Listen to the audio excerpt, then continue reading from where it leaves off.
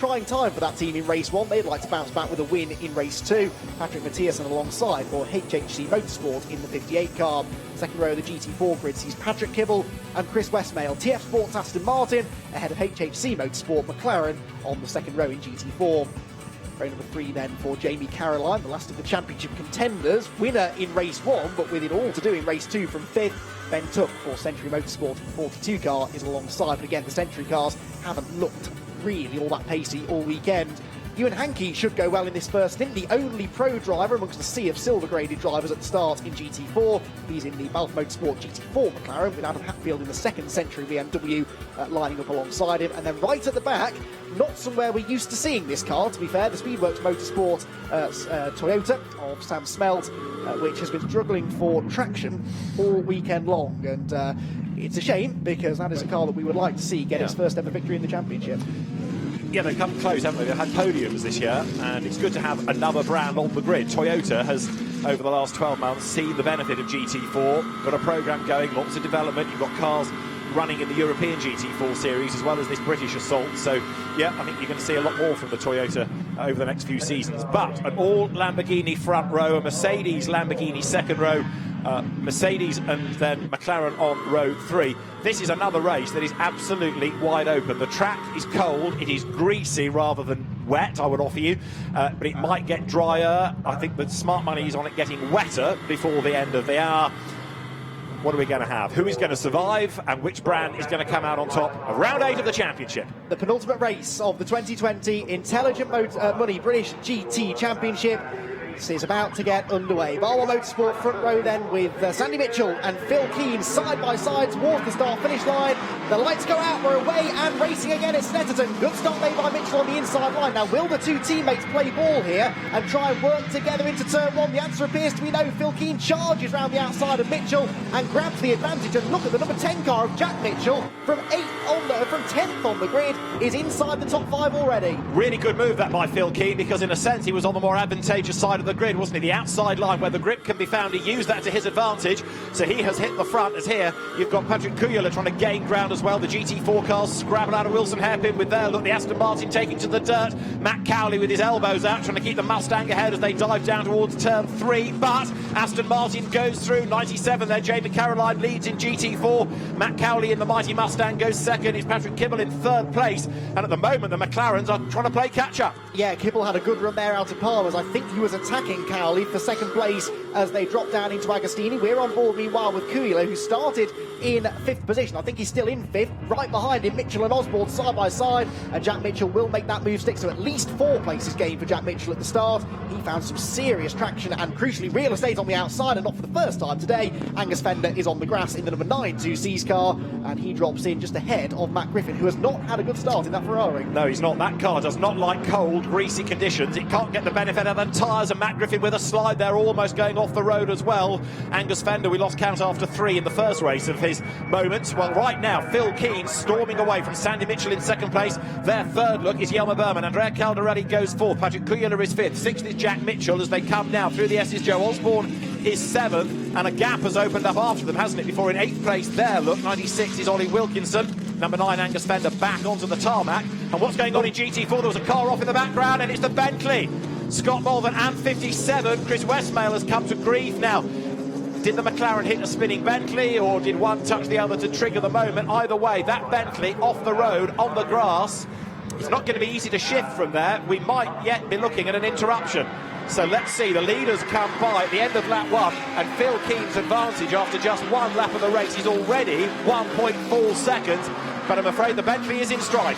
Joe Osborne, though, is on the move, where he wants to be anyway. Looks to the inside of Jack Mitchell to try to reclaim this 6th place. 2 McLarens from different stables here. The 2C's car under assault from the Balf Motorsport car. But the Balf Motorsport car has to stay behind. Osborne on the tight line through Richards just couldn't carry the speed off the corner. And these two are both losing time to the cars in front. Michael O'Brien's had a decent start, hasn't he? 2 places gained for the number 2 car. He's into 9th, stuck behind Ollie Wilkinson's Optimum McLaren at the moment. And that is the car, as we said, that needs some points. Westmail in the McLaren is into the pit lane. There he is, sorting out the damage, but it's not looking good given the semaphore from the mechanic there saying, cut it, cut it. But Scott Malvern has not completed the lap. Now, whether the car has got going again, we'll have to wait and see. But right now, he has not completed the third sector, so the yellows could still be out in that zone as the race leaders head towards it. So it is Keane from Mitchell, Berman, Caldarelli, Kujala and Jack Mitchell. That's the order up front. So you've got Sandy Mitchell in the 78 Lamborghini. You've got Jack Mitchell, unrelated, in the number 10 McLaren. And right now, the lead gap is extending as Phil Keane gets away from his teammate. Yes, but Sandy Mitchell more than holding his own against Jelmer Berman and Andrea Caldarelli. Side by side there as Angus Fender recovers back on the inside of Michael O'Brien. That's 9th place that now belongs appropriately to car number 9. I know this is a little bit unfair to say, but these are absolutely great conditions for us watching the race because they're neither wet nor dry. You can't quite get the best out of the tyres. It's not totally wet, but it's certainly not dry. And the effort having to be put in by the drivers is absolutely spellbinding, and it's giving us constantly changing fortunes. As you can see it, the car's having to tiptoe out of the corner. Suddenly, drivers accelerate and realise the grip wasn't there and have to go into plan B. This is Patrick Kujala, so the Finnish driver for Ram Racing, coming into Coram. Again, look, sit on the outside of the road, find the grip if you can, and then drop down to the end of the lap. Yeah, Caldarelli then starting to fall away from Jelmer Berman and into the clutches of the other Ram Racing car. The championship leading one there is Kujala in 5th position. Comes out of Murray's corner.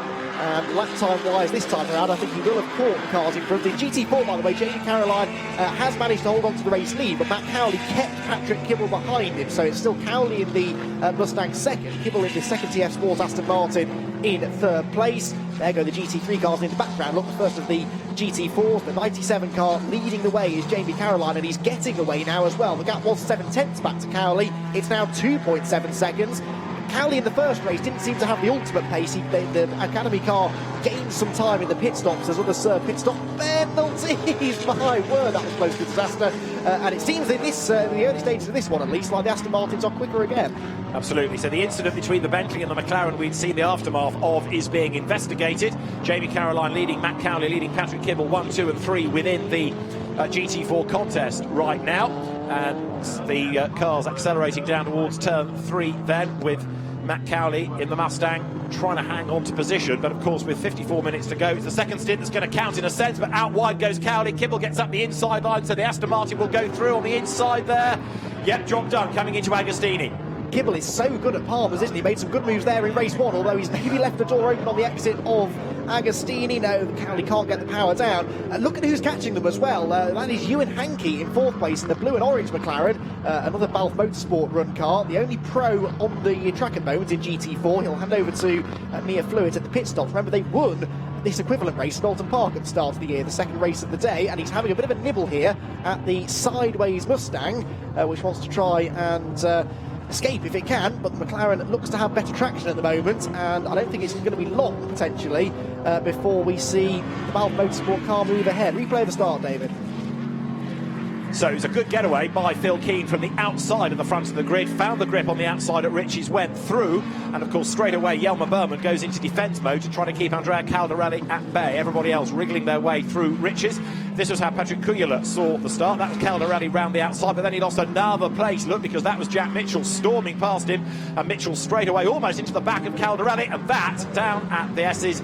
The McLaren almost hidden by the Bentley, but they clearly got themselves together and tagged the Bentley into a spin. Scott Mulvin did get to the pit lane, but has stayed there, and so too the McLaren. So both of those cars, I fear, with enough damage to be out of the race. Either way, it is a long stop, and you're as good as out. And Scott Mulvin then officially never completed a lap in this race, and yet is under investigation for 2 separate incidents. He had that contact with the 57 car, also had contact at some point with Angus Fender. That may be why Angus was on the grass going through Hamilton on the opening lap. So a lively opening lap for the Bentley, and not really in the right way.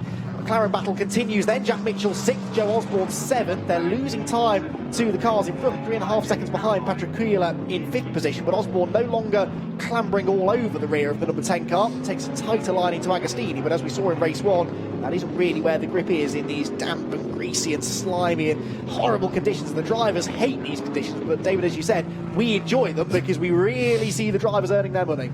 Absolutely. Just imagine what Silverstone's going to be like in November. As I say, you don't need a suntan lotion for that event, I fear. Now, right now, Phil Keane is getting away. He's 4 seconds to the good and does not have any extra time to serve in the pit, so it's very much advantage Barwell at the moment. Barwell's weather forecast, weather radar, is saying there is more rain on the way, so build up the lead now for Adam Ballon to preserve in what could be a really treacherous, really testing second stint. Phil Keane, who has come so close to winning this championship for so many seasons we've lost count, he leads the way and has done the absolute fastest speed of anybody thus far within the first sector, doing exactly what he's here to do, which is to go flat out, build up the gap for his co-driver to try to preserve within that second stint. Up towards the timing line then comes Lamborghini number 72. The gap last time was 4 seconds. It's a Barwell 1-2, of course, because Sandy Mitchell is still there in second spot. And Phil Keane breaks the beam now to put 4 laps in the book. Is the margin over 5 seconds yet between the two sister cars? Not quite. 4.8 is the margin, 1-2. Phil Keane and Adam Ballan's one and only win so far this year came at Alton Park in the second race. They finished 7th in race 1 and won race 2. Well, guess where they finished this morning? 7th, and they are leading at the start of race 2. So they've got this down quite well, haven't they? Get Phil Keane some clean air at the start of race 2, build a gap, and then hope that Adam can defend it in the final 20 minutes or so of the race. Back to GT4 meanwhile, and the 58 car is starting to make its presence felt, isn't it? That's Patrick Mathiasen, 5th position at the moment, 2nd in the championship, and 2 or 3 places here potentially up for grabs before the end of the stint. He's closed in on these two as they're dicing away, and Hankey hasn't yet been able to do anything about Matt Cowley, so it's all kind of bunching together. That's right. Now, the 58 McLaren was 2nd earlier on in the day, so having served 10 seconds in race 1, which was partly why it lost the possible win, it's still got to serve 7 in this race. So once more, Jordan Collard in the second stint is going to have to really work hard to make sure that car stays in contention right to the very end. Patrick Mathiasen at the moment stuck there, as you see, in 16th overall behind Ewan Hankey.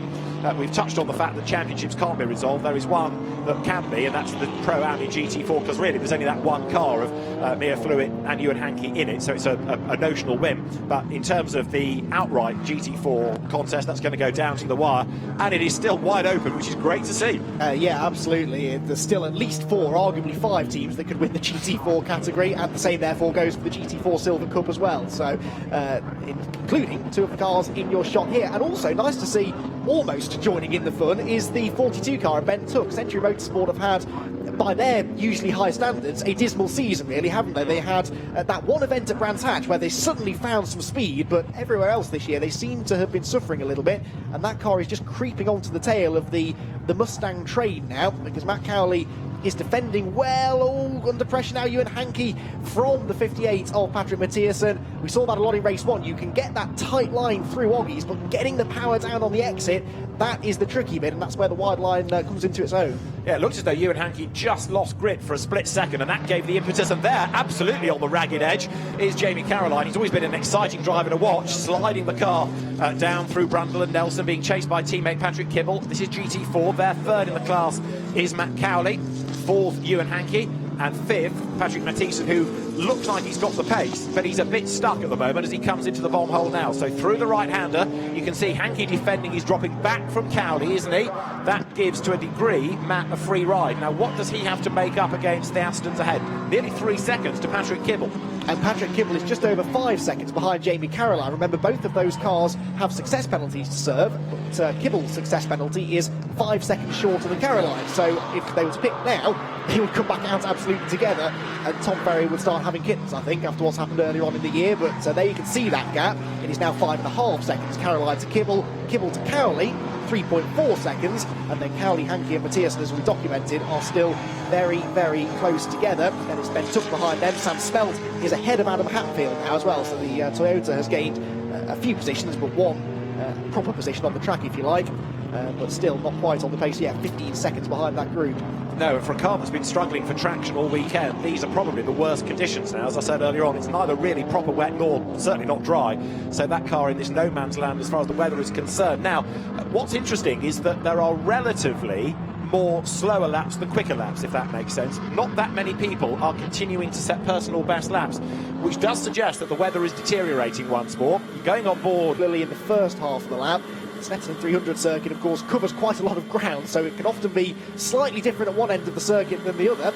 Yeah, it did look like it was maybe deteriorating slightly. As there, we have the change. Ewan Hankey is ahead of Matt Cowley now, and Cowley's been delayed somewhere there because he's now under even more pressure from Patrick Mathiasen, and this matters for the championship. Mathiasen goes to the inside, can't do it, goes to the outside. The Mustang, we know, is good in a straight line, but the McLaren should be better on the brakes. Can he find a gap around the outside? This is super close. Ewan Hankey is almost off the road as well, but I think Mathiasen has gone around the outside at Brundle. He's got the inside at Nelson, and the Mustang, we know, cannot get the power down on the exit of the corner. He tries to get his nose back on the inside, but Patrick Mathiasen having none of it, and he goes through. So 2 places lost for Cowley. Matt Cowley, for a moment, I thought was just going to bulldoze him out of the way. That Mustang looms over the McLaren, doesn't it? He's got the inside, though, coming into Coram. Matt Cowley tries to get the place back. The Mustang has the room, but it's all sideways, fighting for grip. All of this, of course, is enabling Ewan Hankey to get away. Patrick Mathiasen is ahead, but then he breaks a fraction late coming to the end of the lap. That brings Cowley onto his tail. There's the very impressive Ben Tuck next in the queue as well. So as they head up towards the line, we've got 3 of them all squabbling now. HHC has lost 1 car, remember, out of the race already. Patrick Mathiasen has gained a place, but this is getting very, very leery between the 3 of them. Down towards Riches. Matt Cowley again, perhaps to line up for a go on the inside if he can find the room coming out of the corner. Patrick Mathiasen fending him off. He moves across, covers the line. Cowley thinks about the outside. He got it wrong here, didn't he, at the end of race 1 and lost some places. Ben Tuck is up with them, and Tuck could well now be the best chance for Mathiasen to get away, because if Matt Cowley has to go defensive, that would play into the hands of the McLaren. It's funny, isn't it? Mathiasen looked quicker than Cowley when he was behind him, and now he's in front, he can't escape. It's just the pressure of having that car behind you, weaving around, distracting you, flashing the lights maybe. But now he's settled into a bit of a rhythm. Again, the McLaren, much better traction off Palmer. Interestingly, the BMW, which is a similar shape, similar design to the Mustang, front engine, big boxy GT4 car, and yet that seems to be able to get the power down a little better than its American equivalent.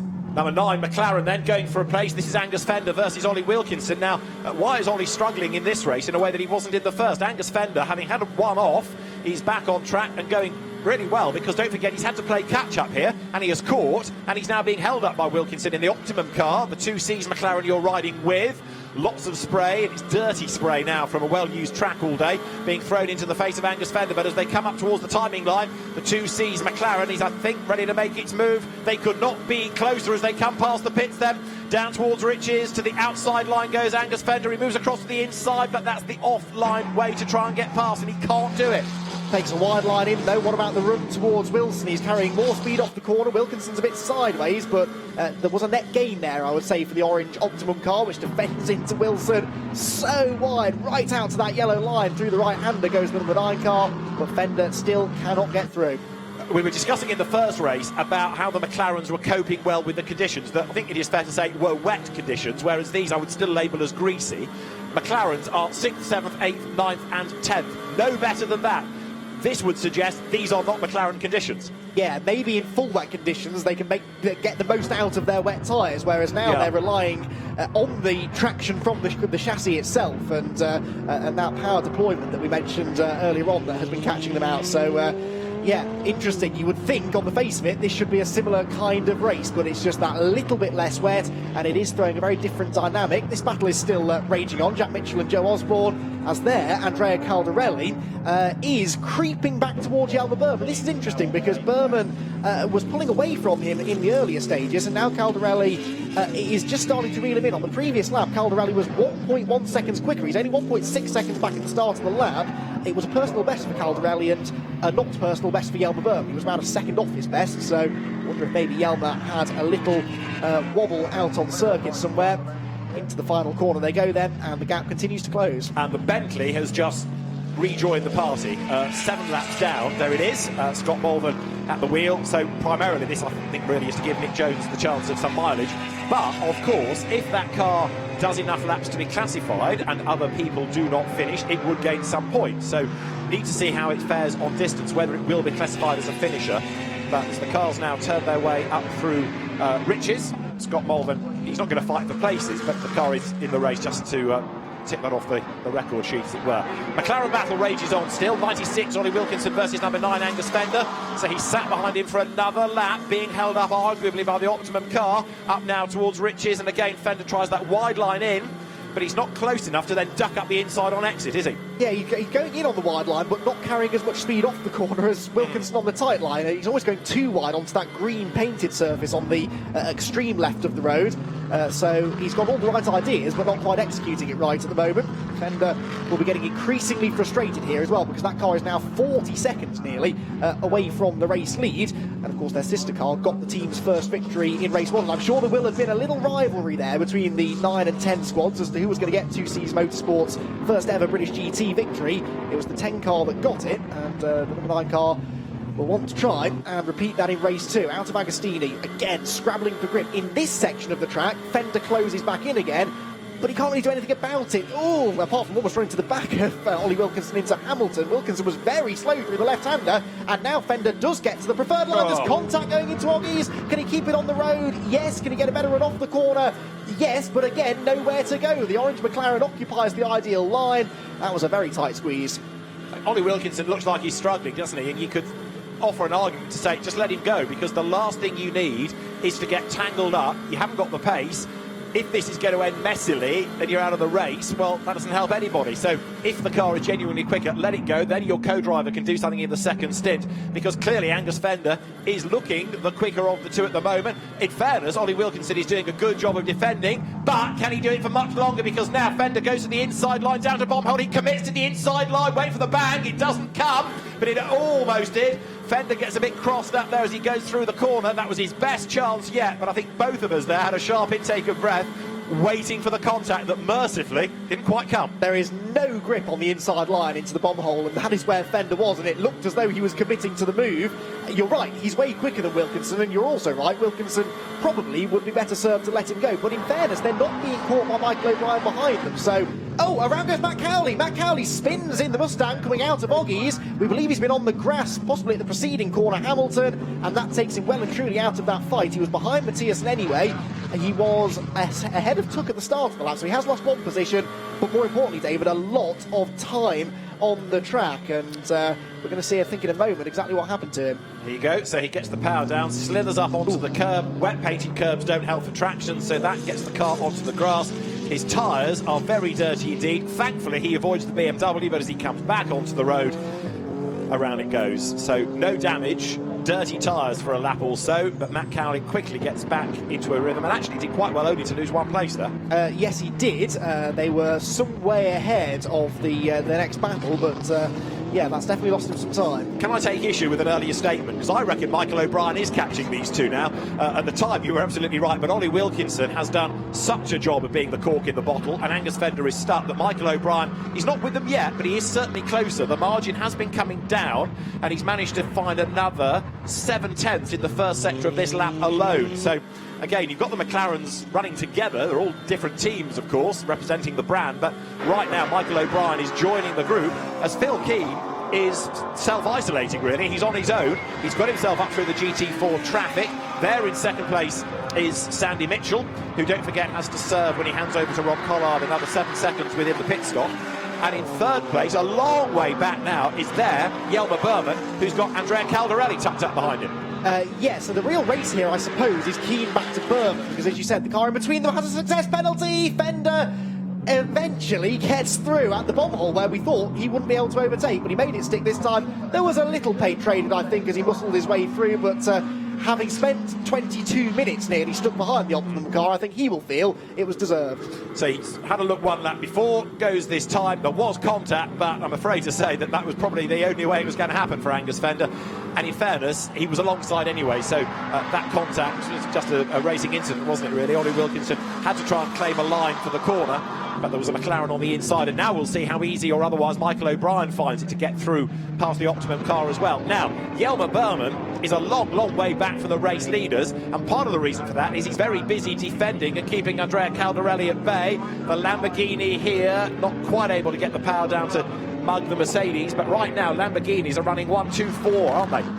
Yes, and I'm going to correct myself. The race isn't necessarily between Barwell and Ram Racing, as I thought, because Berman is actually 10.3 seconds behind Sandy Mitchell. He's further back than I thought he was, and he's wide at Oggies, so Caldarelli had another go getting past him there.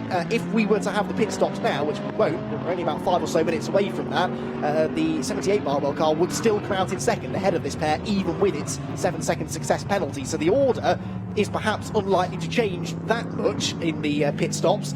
The gaps may change slightly, but then of course so do the drivers. The slightly slower, notionally Am driver in Adam Ballon will get into the 72 car, as off goes Fender. I do not believe it.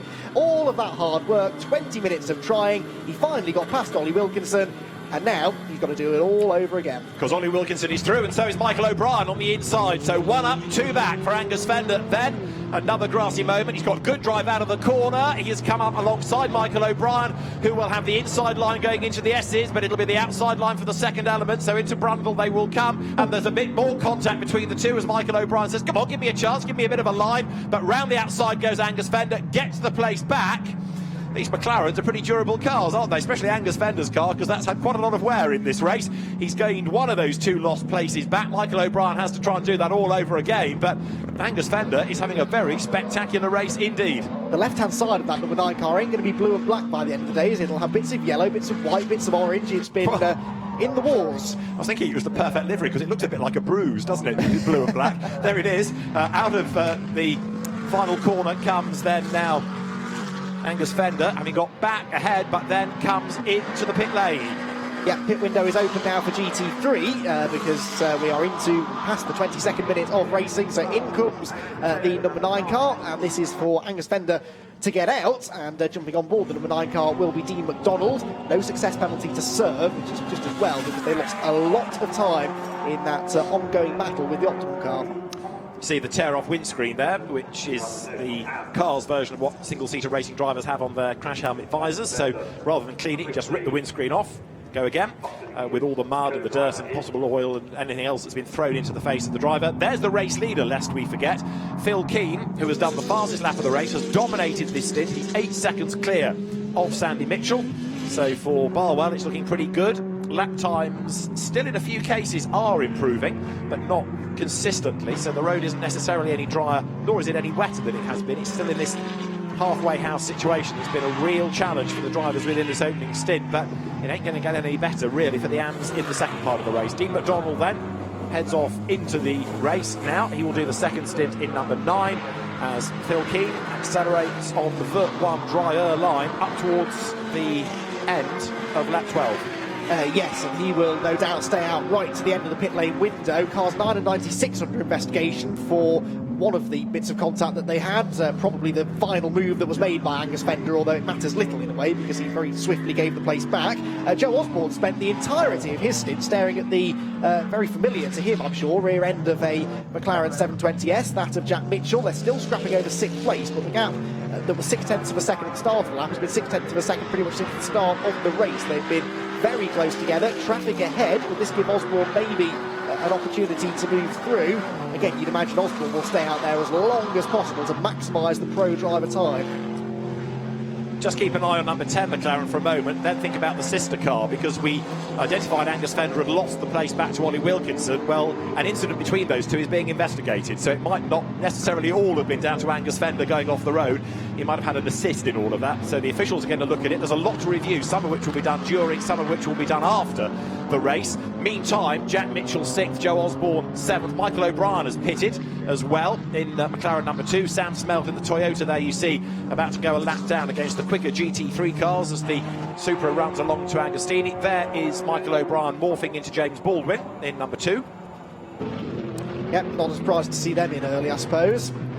And hopefully James will be able to find a bit more traction in the second stint. No traction for Joe Osborne there as he tried to get past Sam Smelt in the Toyota. Phil Keane trying to, well, this is a little busier than he'd like. He's just lapped the 95 GT4 Aston Martin, and now he's trying to lap Dean McDonald fresh out of the pit lane in the number 9 McLaren. He achieves both of those tasks, but definitely a little bit of time lost there. He's 9 seconds though at the start of the lap ahead of Sandy Mitchell, and remember the 78 car in second place will spend an extra 7 seconds in the pit lane, so that gap in reality is something like 16 seconds between the two of them once the pit stops are done. That is the gap that Rob Collard will have to try and bridge in order to try and get the second victory of the year for the 78 car. That, even for someone like Rob Collard, is a hard ask. So it could well be, should well be on this evidence that Phil Keane and Adam Ballard become our first double winners of the season, unless we have dramas in the second part of the race that would generate a safety car and bunch up everybody once more. There is, if you like, the best of the rest of the non-Barwell run cars. It is the Ram Racing Mercedes of Yelmer Berman, who has gone away slightly now from Andrea Caldarelli in 4th place. The gap was 9/10, it's now 11/10, so it's crept up further. 5th is still Patrick Kuyula, 6th and 7th here, Jack Mitchell ahead of Joe Osborne. The incident between Fender and Wilkinson, as you see, no further action taken by race control, as Joe Osborne goes over the timing line, but he can't stay on the back of Mitchell, can he? He's dropped a second or so adrift. There is Phil Keane, still looking very strong indeed up front. Far be it for me to question Phil Keane's driving, but that was a very strange line into Magazine. He took a very early apex, kind of diamond in the corner, which is a new approach to perhaps a Phil Keane wet line that he's discovered. He's done a few laps of the Snetterton 300 circuit over the years. I'm sure he knows what he's doing, and he did lose time though on the previous lap. The gap came down by a second and a half to Sandy Mitchell, so 7.5 is now the margin between the two of them. As getting ready for pit stops. Yeah, that was Barwell, wasn't it? The GT4 pit window is open, but there are still some GT3 cars yet to serve, and one of them is going to be the leader. The other, of course, is 78, so the top two, both Barwell run cars. Their 57 look back into the race as well. The delayed Chris Westmail car, that is effectively 3 laps down on its class opposition. Phil Keane then out of the Brundle-Nelson sequence. And apart from traffic, and apart from the conditions, he's not had much to do in this stint, really, has he? Because he was able to make the break very early on. Once the tyres were up to temperature, he's been able to drive away from the pack. And Sandy Mitchell, in an identical car, has not been able to do anything at all about getting back up to the sister car, whereas Caldarelli's Lamborghini has got back up onto the tail of the Mercedes there. Look, of Jelmer Berman. They are together again, having been 1.1 seconds apart at the start of the lap. I suspect you can put this down to traffic. Yeah, there were some GT4 cars in the mix there, weren't there, as they came through Brundle and Nelson, one of the Century Motorsport BMWs. And so Jelmer Berman, once again, has to watch his mirrors. Andrea Caldarelli, who won earlier on in the season at Donington, as in comes Sandy Mitchell. Now, this is important then. Second place for Sandy Mitchell to hand over to Rob Collard. It is a minimum pit stop time of 70 seconds, plus the 7 seconds success penalty, easy for me to say, that they got from their podium finish in race 1. And that has rather triggered a real flurry of activity. The Bentley is in, so too Jelmer Berman and Andrea Caldarelli then from 3rd, 4th and 5th position. Patrick Kuyler in as well. So they were nose to tail on the track. They are in the pit lane. Look, Caldarelli almost pushing the Mercedes along. So if they come, and the Jelmer Berman, now Ian Logie Mercedes, which was on the 2nd row of the grid, there it is joined by the sister car. Patrick Kuyler brings 69 in. There is Joe Osborne to give way now to Stuart Proctor. Driver change in 10. That's got the extra 10 seconds to serve, don't forget. 5 seconds for the Ollie Wilkinson and Lewis Proctor, McLaren number 69, so sorry, number 96. So the pit straight, very empty, because everybody now is in the pit lane. There's the Optimum orange McLaren, proper McLaren colour, coming in, and a stop-go penalty for number 9, the Angus Fender Dean McDonald McLaren, for being short on the pit stop. So a stop-go penalty for car number 9 for being under the pit stop regulation time. There's an alert that goes, obviously, if it is short, you can measure it from triggering the beam at pit in to pit out, and if something doesn't look right, the timekeepers relay it to the race director, and Peter Daly will then issue a penalty if required. Back into the race goes then Ian Loggie's Mercedes. That will stay ahead of Michael Igoe, but of course Rob Collard has dropped way back in the pack, having to serve that longer stop. Now they're going out is Sam de Haan, and Collard is going to be behind him, so what was second is now going to be 5th. Yeah, that's a bigger time loss than I anticipated, so I'm not sure if there was an extra problem there for the Barwell team. But no, we'll try and get to the bottom of that. Anyway, in comes Phil Keane at the last possible moment, and this is to hand over to Adam Ballon. So once he has rejoined the circuit, in about a minute or so's time, we will know the proper picture at the front of the field. Out goes Lewis Proctor, son of Stuart, who has just gone into the Bal Motorsport McLaren, and heads back onto the circuit just behind the number 2 car. So that obviously a couple of places lost because of their success penalty that they served. In GT4, we're still waiting for most of the field to come in. I think most of the teams feel they've got their quicker driver in for the first stint. So whilst 1 or 2 have dived for the pit lane, Jordan Collard, for example, is now in the 58 McLaren, most of them staying out right to the end. Done some quick maths looking at the last lap time for Rob Collard relative to other people that made a pit stop, and even if you take the 7 extra seconds off the time, the Barwell pit stop looks a bit like being round about 39 seconds slower than it needed to be, because yes, it should have been slower, but not by such a margin. So you take 7 seconds off the pit stop time that it has served, and it's still 39 seconds, give or take, slower than what you would anticipate it to be. So something happened in that pit stop that we don't know about. We might need to dispatch Kelvin down to that end of the pit lane. Yeah, because they should have come out still second place once all this unravels, and they're not going to be second. They're going to be, as you said, towards the back of the top 5. Out comes Adam Ballon, no doubt about that. He will be your race leader. The big question is what the gap will be back to, I presume, Ian Logie in the number 6 Ram Racing car in second. Well, look, Ian Logie is not even in sight. It's an empty racetrack coming out of the final corner. Where is the second place car? It is about to come through. There it is. Ian Logie then, the number 6 car, is in second, but that gap's got to be upwards of 20 odd seconds, and still right behind is the WPR Motorsport car of Michael Igoe. Pro drivers have vacated both of these cars. It's the AMs that are in for the second stint, and that is true, in fact, of all of our top 3 cars. These cars are half a minute behind Adam Ballon, so we've still got 26 minutes to go, admittedly, but half a minute to make up is a big gap. It underlines just how well Phil Keane had gone in that early stint. Now, next time around, as there, look, Igoe goes for second place. Is he going to be able to do it coming off the Wilson hairpin? He's not on the grippy part of the circuit, and he can't stay alongside. He nibbles the back of the Mercedes, switches sides, can't do it. Slots back in at turn 3. Had he been alongside on the outside there, he'd have got the grip and might have got the place. As it happens, he can't do it. He has to sit back in behind. Now, what I was going to say, look at the gap opening up now, is that at the end of this lap, which is a proper flying lap for all of them, we'll start to see the pace of these drivers relative to Adam Ballon, and whether that gap can come down. As into service stop go comes number 9. The trouble is, though, for Logie and Igoe, the longer they delay each other battling over who gets to be in second place for the time being, the further away Adam Ballon will get. 31.2 seconds, as you said, is the margin. He's about to complete his middle sector on his outlap, of course, which is a 46.5, so that's about in the ballpark of what you'd expect. It's past the 43 BMW, which has yet to serve its pit stop, but again, still most of the GT4 field have yet to make their way down the pit lane. And Adam Ballon then at the circuit at which he enjoyed so much success last year, he and Phil Keane, it gave this team a huge championship lead going into the middle portion of the season, but then they never won again after that. They'll be hoping that this is not their final visit to the top step of the podium this year. The 72 car that came into this race 21.5 seconds off the championship points, off the championship lead. At the moment, looks as though that gap is going to come down. Matt Cowley pits to give way to Will Moore. GT4 pit stop cycling through.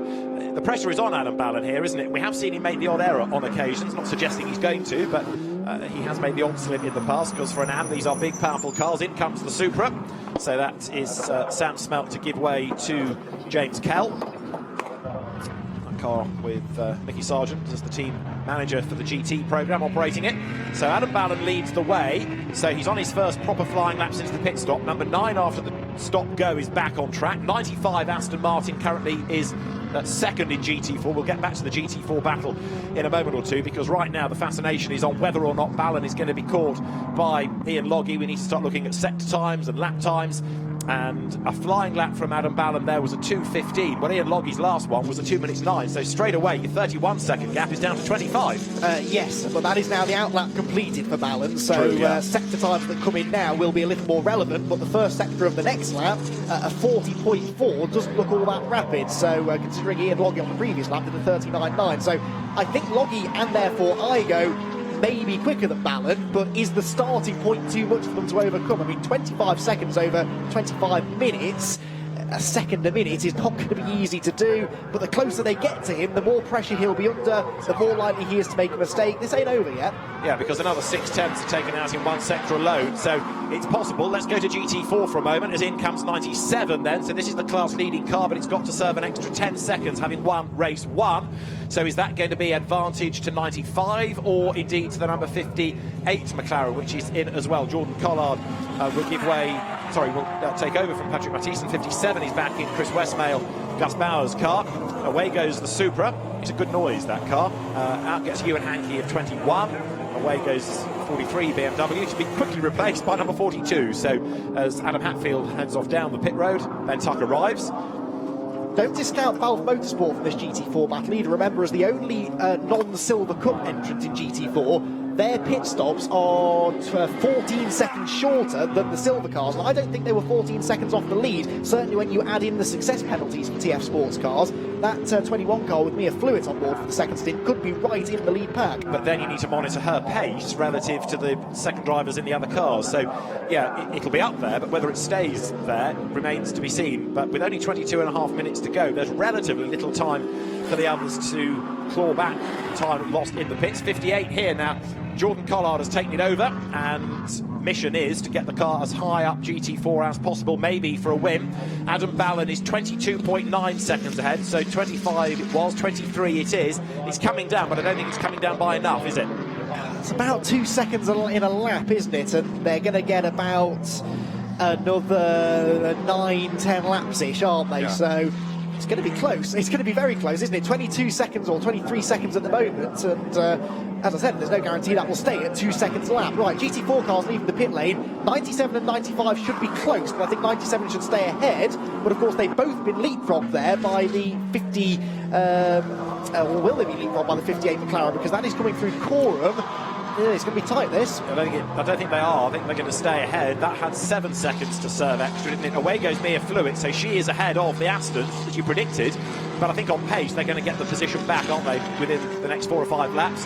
So 97 stays ahead of 95. In the background, look, here comes number 58 McLaren on the track. You see it now coming over the brow on the pit straight.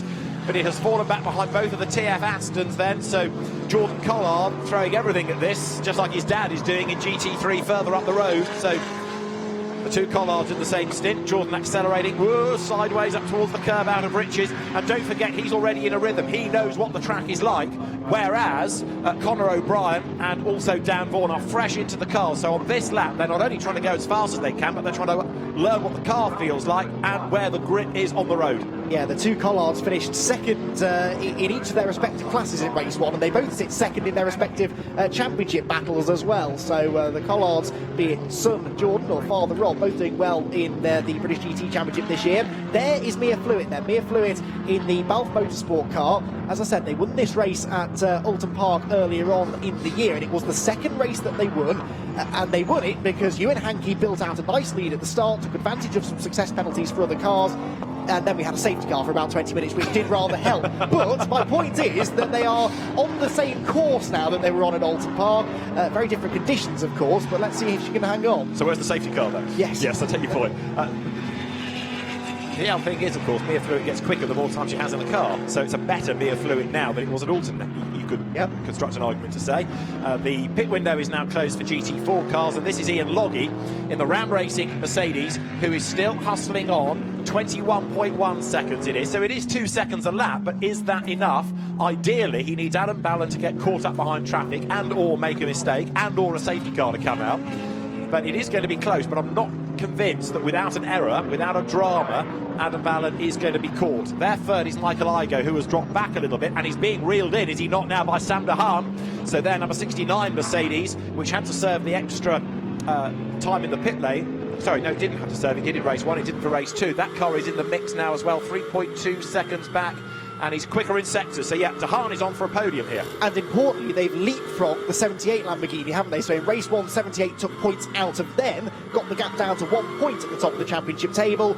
But now de Haan is ahead of Collard, and on the previous lap was a second and a quarter quicker, and is catching Loggy and Igoe in front of him. So it's an exact role reversal of what we saw in race 1. As sailing round the outside goes Gus Bowers. This is not for position. Bowers is laps down after the off that they had on the opening lap, but it does go to show the difference in pace between a bronze-graded driver in Mia Fluid and a silver-graded driver in Gus Bowers, who sadly lost 4 laps early on after the incident with the Bentley here, coming through Brundle and Nelson. Right, this is Sam de Haan's view then, still pushing on. So both the Ram Racing Mercedes showing good pace, and out of the leading group, Sam de Haan is the fastest of the leading 4. He did a personal best lap last time, so although we're getting excited about Ian Loggy closing on Adam Ballon, the fastest man in this leading quartet is here, Sam de Haan then, number 69 Mercedes. Up onto the pit straight, he now comes, accelerates up through the gears, heading towards the line. Adam Ballon has gone through. That last lap was another 2 minutes 10, so he's maintaining the lead, he's preserving the lead, but it's down from 21 seconds to effectively 19 seconds. 18.9 is the margin then, so again, another 2 seconds a lap taken back by Ian Loggy. But it's consistent, isn't it? In a way for Ballon, this is good. If he started pushing harder and made a mistake, he could lose 4 or 5 seconds in a lap. So he's driving within himself. He's driving to his limit, but not beyond it. And if he can limit it to 2 seconds a lap, that might just be enough. Sam de Haan on the previous lap was 0.8 of a second quicker than Michael Igoe. In race 1, remember, 69 finished 5th, 78 finished 2nd. That's why the gap went down. Well, 78 are 5th at the moment, and there's every chance 69 could finish 2nd. So I wouldn't be at all surprised if when we leave Snetterton, the gap at the top of the championship table is exactly the same as it was when we came here, because you can kind of try to get my crystal ball out now, work out how the rest of this race is going to go. But it does look as though he is catching the 2nd and 3rd place cars just in front. Through Hamilton he comes. Doesn't go anywhere near the apex because that's not where the grip is in this second stint. I think that little rain shower we had in the first stint has definitely meant that wet tyres are the way to go for the second stint as well. So I don't think anyone has taken that particular gamble. Out of the final corner comes the battle for GT4 second place. Jordan Collard has caught Conor O'Brien. In fact, he's done more than that. He's pulling out to pass him. Look at the straight line speed that McLaren has. He breezes past the Aston Martin, which is then later on the brakes into Rich's corner. Conor O'Brien won't want to give this up. He's scrambling for grip on the inside. Right round the outside goes Jordan Collard, and an overtake that his father would have been proud of. He gets into second place and is lapping quicker at the moment than Dan Vaughan, the race leader, by over a second a lap. Adam Ballard, incidentally, on this lap lost a lot of time, like a second's worth in the first sector of the lap alone. Now, it might have been traffic, might have been a moment, but the gap should be down. As you see there, Michael Igoe in 3rd place. Their 4th still is Sam Dahan. So Adam Ballard has just gone across the line. It was another lap in the 2-minute 10s. I think he was able to regroup in the second sector, but the first sector did seem to be slow. Now, that, as I say, could be you can put that down to the traffic. Here comes Ian Logie. Now, last time when they broke the beam, it was just under 19 seconds. It is now 17.4, so a bit more than the 2 seconds pull back on that lap then. So Ian Logie is still charging, but I fear he's going to run out of time. Possibly, yes. In the middle sector, Logie was slightly slower than Ballard, so whatever the traffic was that held Ballard up, I presume, also held up Logie. It might have been the 43 BMW. There's more GT4 traffic for them to deal with in front. That is James Kell now in the Speedworks Toyota. The gaps between Logie and Igoe not really changing, and actually Sam Dahan on the previous lap was slower than Igoe, so the charge that the 69 car was making has rather hit a bit of a brick wall at the moment. But let's see if he can continue to inch towards them. Really important that he does, actually. It's important that they at least match what the 78 car did in race 1. If they don't, obviously that will be a net loss over the course of the weekend, as Toyota isn't really leaping out of the way here. Ian Loggie's going to have to make an awkward overtake into Hamilton. He's going to be on the slippery side of the road, but Michael Igoe can't get through at all, so it mattered little in the end. Although Logie was low on grip through the corner, he still gains time. He does indeed, with Igoe chasing on behind him. Rob Collard, incidentally, after that mysteriously slow pit stop, he's still down in 5th place, and off the road goes number 10 then. So Jordan Witt having a moment. He drove absolutely brilliant first race, little off there coming out of turn 3, back on track now.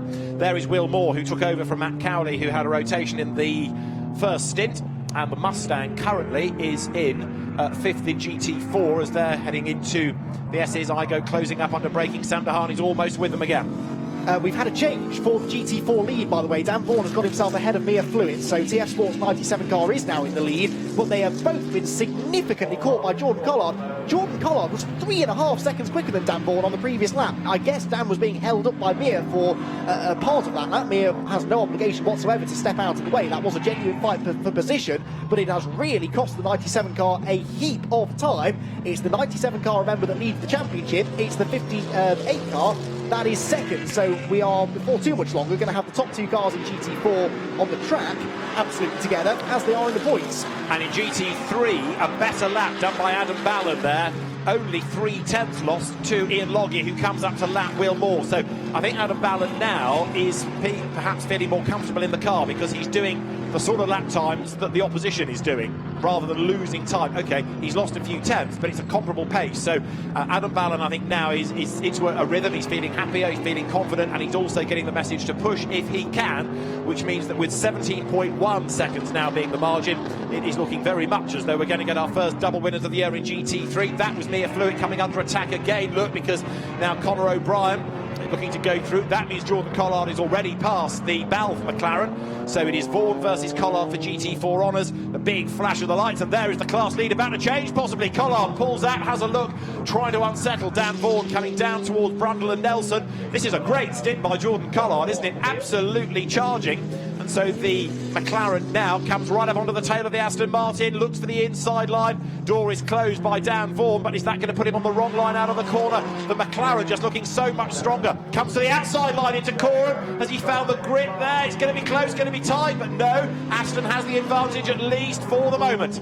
9.5 points between these two in the Aston Martin's favour. So for Jordan Collard, this is the most important overtake that he's going to make all day, and he's made a lot of overtakes already in this race. Gets a much better run out of Murray's, and we know that McLaren is very, very quick through the speed traps. Gets his nose in front. Officially, the 58 car will lead at the line. In fact, forget officially, you can see with your eyes, he has cleared the Aston Martin before they get anywhere near the braking zone. Dan Vaughan will therefore try to exploit the handling advantage that you would expect the slower car in a straight line to have, but McLaren seems to have the corner speed covered as well. Was a bit slow off Riches there, so Vaughan can force the 58 car to defend. That's the slippery side of the road into Wilson. The Aston should be quicker off the corner, but it's not. The traction from that McLaren is good, and it looks as though Collard's got that one made. I mean, the way that he caught up, worked his way through the traffic, you should expect him now to get away, and he comes on that wider line through turn 3. Interesting that the Aston doesn't, so Dan Vaughan, I reckon, will lose a length or two there. Yes, he does, purely because he didn't have the grip through the corner to the same level that the McLaren did. You can also see how much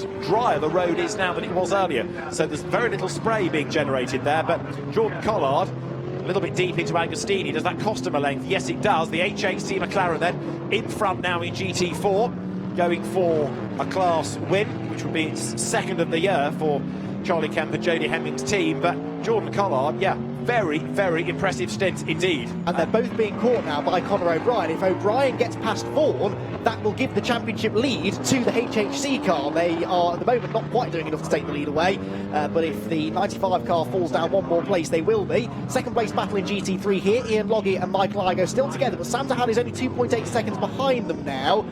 Although that's not actually a huge difference, is it? It was about 3.5 last time I checked, and that was a good 10 minutes ago. So Sam Dahan, even if he can get there, I don't think he's got enough extra speed over these two that he'll be able to easily breeze past them. There you can see him in the distance, and Rob Collard, actually, if anything, is lapping slightly quicker than him. Yeah, and a slower lap last time for the leader, Adam Ballon, so he's back into the 2-minute 10 mark. Now, he only has to win by 1,000th of a second, so he does still lead, and he has got 15 seconds still in hand with 10 minutes to go. They're not going to catch him unless Ballon has a big drama somewhere. But right now, with Igoe looking quicker than Logie and a battle developing, that should play into the hands of Sam Dahan, shouldn't it? Except his sector times are ebbing away. Is that traffic?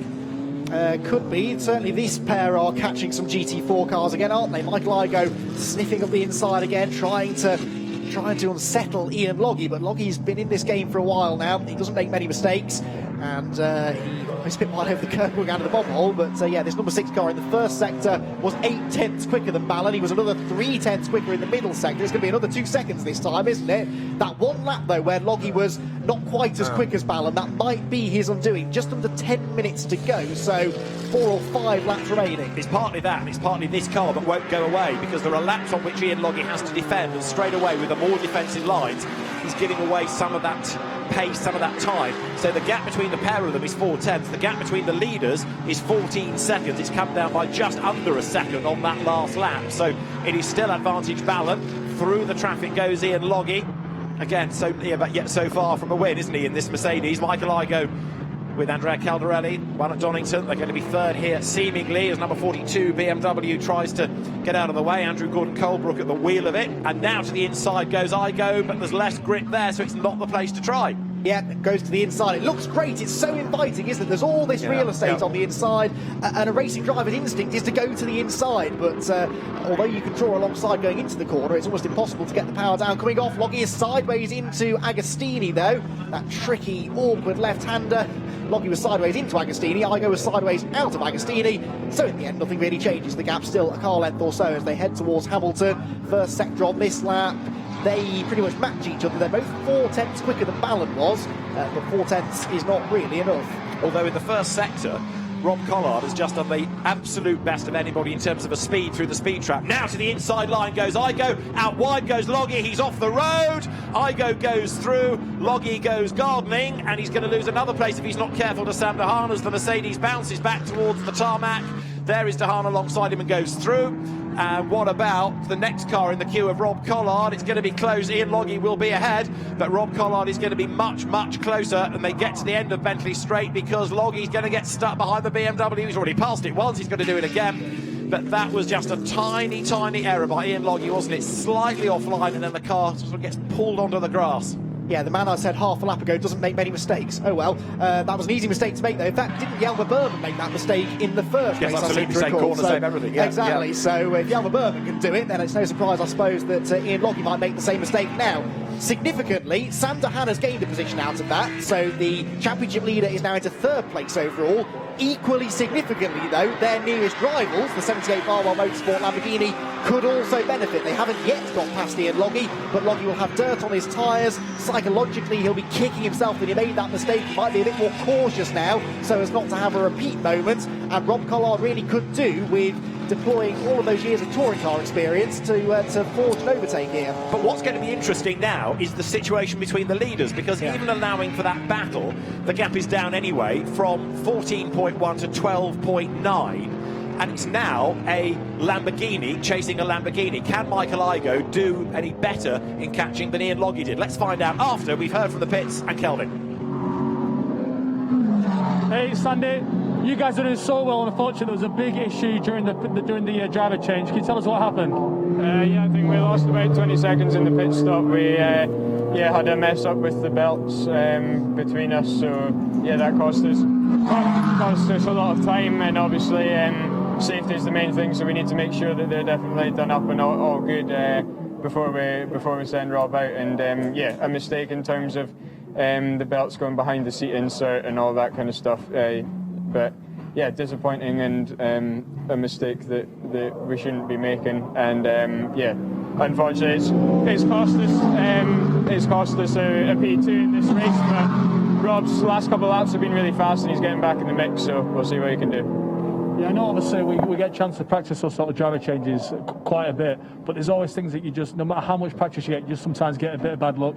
And yeah, I understand how frustrating it is. Yeah, exactly. I mean, we've been doing hot driver changes in every practice session and qualifying, and it's all gone well. And like you say, whenever the heat of the moment, things can change. So yeah, that's the way it is. So yeah, we'll see how the last 5 minutes pan out.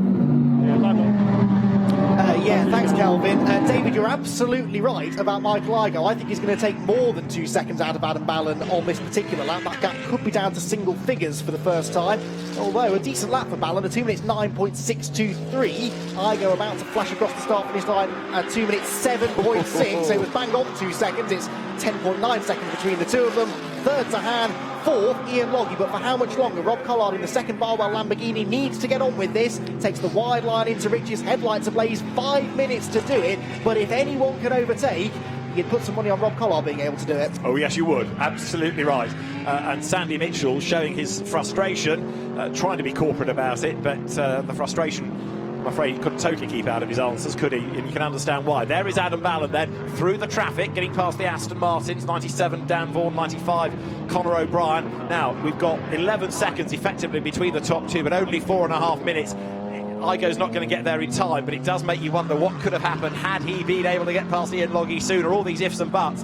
Adam Ballon's pace maybe isn't as good as those behind, but he's still clear and he's got enough in hand to take the win, because we've only got probably time for 2 more laps at the end of this. The worst thing that Barwell can do here is tell Adam Ballon what's going on, because as soon as he hears that this gap is coming down by 2 seconds a lap, he will start to push too hard and make mistakes. He's also now got a slightly trickier back marker to get past, hasn't he? Because that is the Ferrari of Duncan Cameron, which is a lap down, yes, but it is a GT3 car, so Ballon isn't going to have that natural speed advantage to simply breeze straight through. This might cost him a bit more time. It will, but equally, Michael Igoe has got to get past these two Aston Martins. He's got to catch them yet. He's got to get past them as well, and also he in turn will have to get past Duncan Cameron. So in a sense it should equate. You might lose a little bit of time depending on where you catch the cars, and Adam Ballon of course can afford to be a little bit more cautious through the traffic because he's got the race lead and he doesn't want to blow it, whereas Michael Igoe can't take any chances. He has got to be whatnots to the wall here to try and bring down that gap as best he can.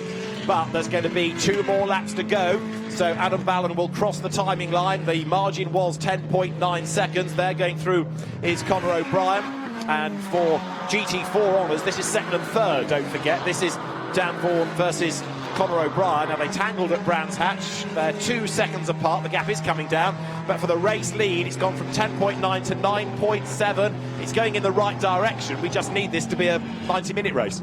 There's an idea. Yes, 3 minutes to go though, so only 2 more laps, and yeah, 4.5 seconds a lap ain't going to happen, is it? So Adam Ballon barring mistakes, barring any late drama for that 72 car, they should be our first double winners of the year, potentially. There they go. I think Ballan's probably dealt with the last of the traffic now as well. There's quite a lot of clear track in front of him.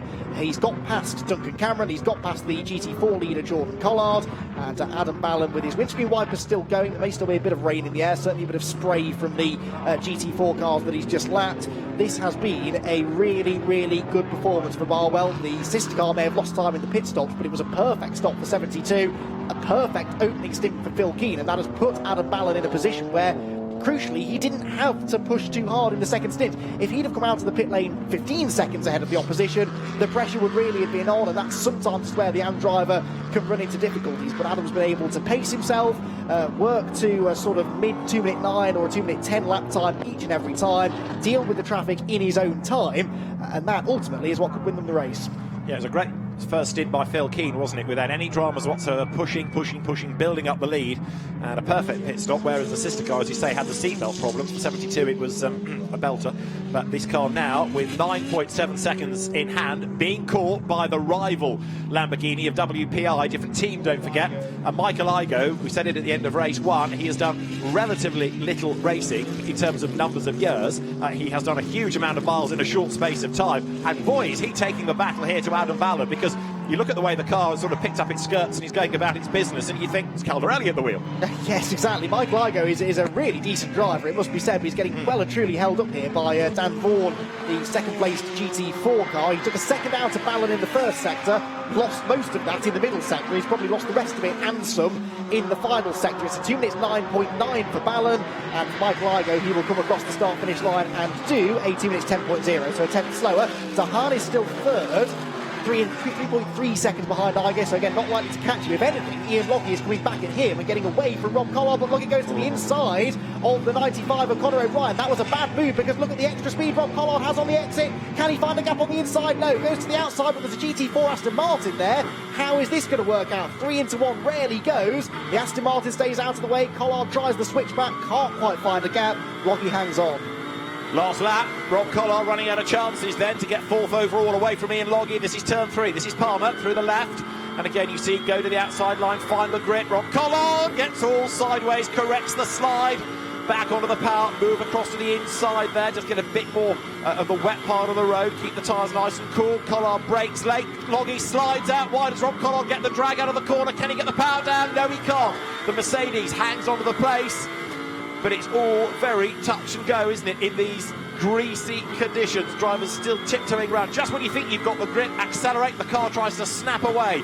Adam Ballan, though, is 9.8 seconds to the good, and Adam Ballan and Phil Keane are heading for their second victory of the season. Yes, and a nice juicy 25 championship points to bring them virtually onto the tail of the top 2, with just 1 3-hour race to go at Silverstone, but there are still places to be settled further back. There goes Ballan out of Brundle and Nelson for the final time, excuse me. It's going to be another Pro-Am victory. They've had a few of them in recent memory, but their second overall race victory of the season, and at the circuit at which they won both races last year, it's almost fitting that they are going to become the first double winners in GT3 this year.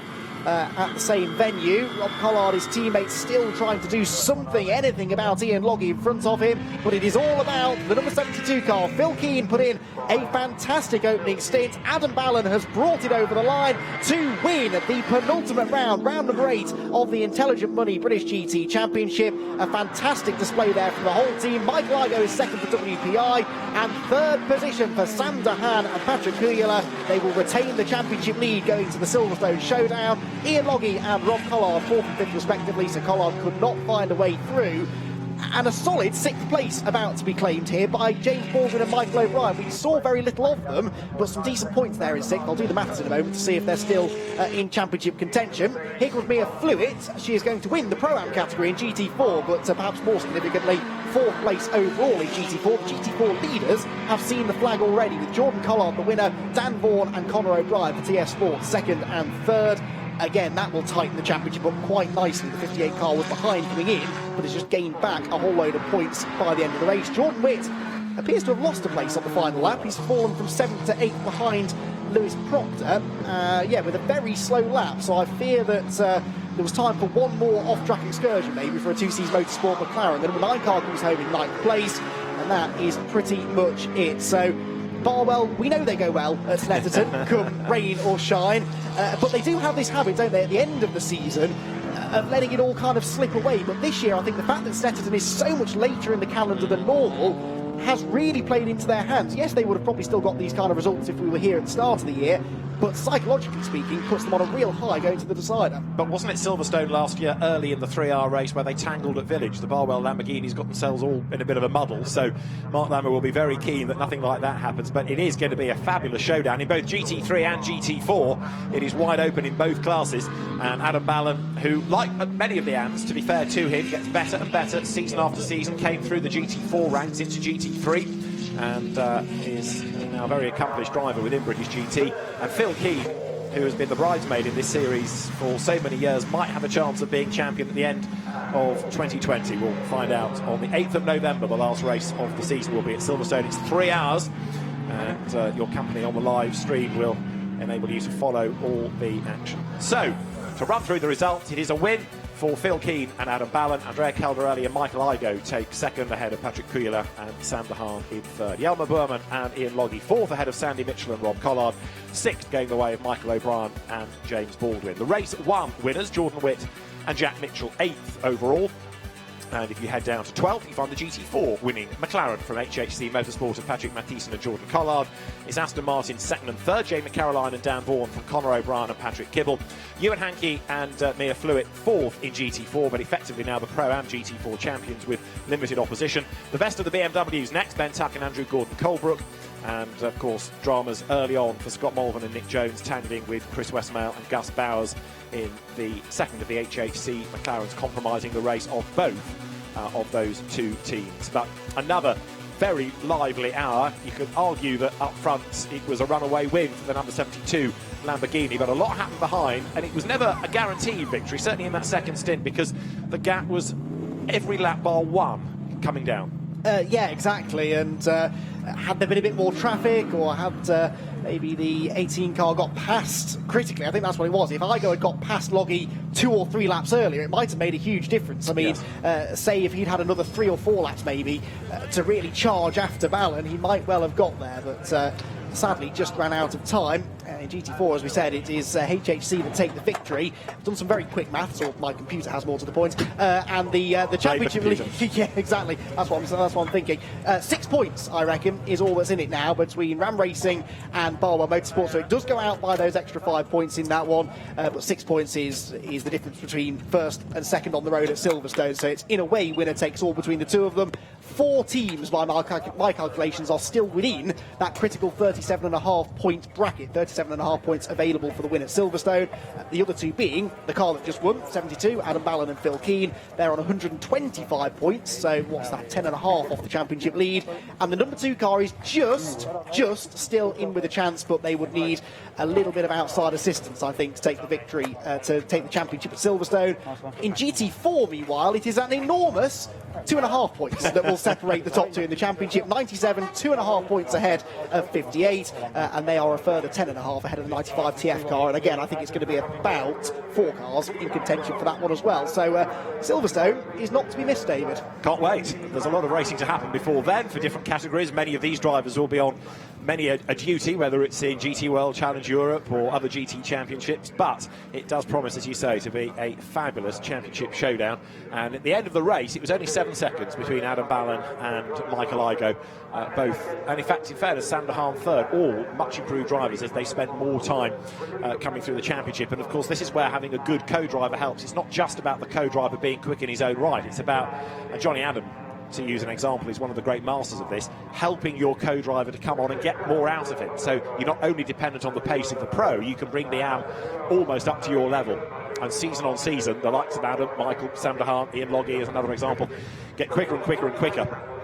And Adam Ballon, a really good drive there, didn't put a wheel wrong, did he? He just did exactly what he had to do, keep the gap, don't take risks, don't make mistakes, and brought it home. So we'll have the winning teams making their way shortly to the trophy area.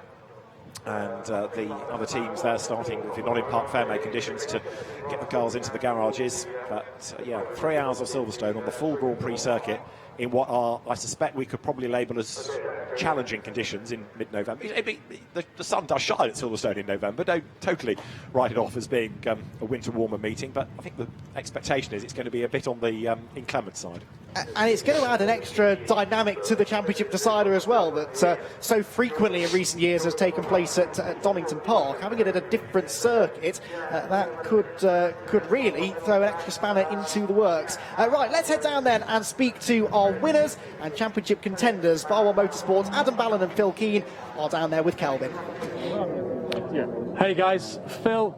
That first stint, I mean, that looked like absolute perfection. I think it was a correct mix of aggression, but you seem quite sensible as well. You obviously built something like a 35-40 second lead. How did you feel in the car? Well, it didn't feel that easy. You know, obviously Sandy drove really well in qualifying, and I know I didn't do the best I could have done. So starting from second was always going to be tricky, and I was sort of lucky really, because obviously being on the outside you get, you know, a bit more grip, and you know, he braked a little bit early because he wouldn't have had the grip. So you know, he was sensible. So thanks, you know, for not ramming into the side of me. And I managed to get past around the outside, and then I just got my head down and pushed as hard as I could to try and build a lead. And then obviously you pass over to Adam. Adam, the job wasn't done then, you had to finish and bring it home. How did you feel about that stint? You must have been happy. Surely your eyes now are looking forward to the last round at Silverstone, and you've nearly done it. Not quite yet, but it's nearly there. Yeah. Well, no, I mean, I had the much easier job. Obviously, Phil pulled out a great lead, but I still had to bring it home. And I made a mistake in the first race, so I was really conscious of not doing the same again. But I managed to sort of stay on the black stuff and bring it back. So I was very pleased. Well done, guys. Well, huge congratulations then to our first double winners of the season in GT3, and well, maybe this is Phil Keane and Adam Ballin's year after all, as was being predicted back at the start, or the delayed start at least, of the season in August. In GT4 then, the victory goes to HHC Motorsport. It is the 58 Cars' second victory of the year. It's the team's third GT4 win in 2020, and this a really important one for Jordan Collard and Patrick Mathiasen. 2.5 points off the championship lead now, Kelvin. I bet they're happy with that. Boys, just 2.5 points off the championship lead now. How happy are you with that? Well, I'll go first. I am over the absolute moon with that, to be honest. Yeah, no, full credit to the boys back at HHC. They just gave us a car that was on rails today. Yeah, it made me look like a bit of a hero, but it was all down to them. I tell you what, it was a good day at the office today. Brilliant. Well done, guys. Well driven. Excellent. Thank you. So very happy HHC Motorsport partnership then in the mix as far as the title is concerned. So yes, it's tempting to think only GT3 for Silverstone, but there's going to be GT4 just as much. So Silverstone, November 7th and 8th weekend for the championship showdown, and it is going to be a fantastic championship finale. But it's been, Andy, a great penultimate weekend in the Intelligent Money British GT Championship from Snetterton. Hasn't it just? We'll see you all again next time for the Silverstone Showdown, where championships will be decided. You don't want to miss it.